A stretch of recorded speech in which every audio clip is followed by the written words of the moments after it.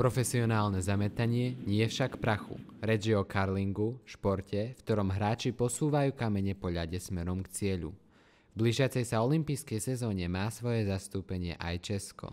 Na to, aby sme zistili, ako curling vyzerá, sme sa prišli pozrieť do brněnskej haly v Židenicích, kde šport drží pri živote malá, no veľmi súdržná komunita. V Česku sú len 4 curlingové haly a na Slovensku 1.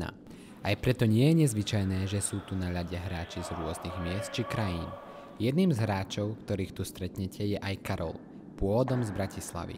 V Brne trénuje pravidelne už roky a miestna komunita ho prijala ako vlastného. Curling som začal hrávať 2012-2013, tam niekde na prelome tých rokov. Začal som hrávať vlastne kvôli tomu, že ja som mal zdravotné problémy. A to bol taký šport, čo nebol až tak úplne že fyzicky náročný, ale mne vlastne vyhovujúci. Curlingová komunita je priateľská aj voči nováčikom. Na to, aby ste v športe boli dobrí, nemusíte trénovať od malička.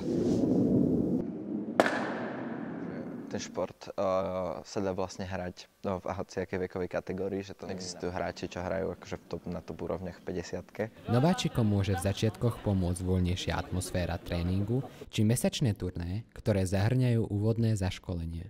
Samozrejme, keď už teda sú profesionálne súťaže, tak súťaž prichádza prvá, ale u nás napríklad, v Čechách, sú súťaže, ktoré sú viacej zábavné, viacej, aby sa teda ľudia naučili hrať už od toho predškolského veku až teda po seniorov. Všade teda ten človek zapadne a vie si tam nájsť to svoje miesto. V brněnskej hale tak Karol trénuje s ľuďmi rôzneho veku a skúseností a hoci týmy na turnajoch stoja proti sebe, mimo ľadu sa starajú o to, aby sa šport vůbec udržel. Je to poměrně finančně náročnější. Provozovat ty sportoviště stojí jako hromadu peněz kvůli elektřině, navíc jsou to velký sportoviště, takže drahý pronájmy. Dokážeme se udržet, ale musíme, řekl bych, vyvinout velmi mnoho aktivity, akce pro veřejnost, ať už jsou to lidi normálně zvenku, co si přijdou zahrát, nebo jsou to firemní akce, tréninky, soutěže, které pořádáme. Ani tieto činnosti však nepokryjú všetky náklady.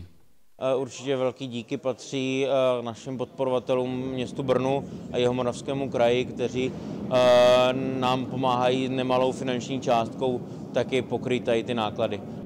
Pre komunitu, ktorá funguje najmä vďaka vlastnej práci a nadšeniu, by olympijská účasť mohla priniesť väčší záujem aj podporu. Pre Studex TV Oliver Kohút a Anna Sviatková.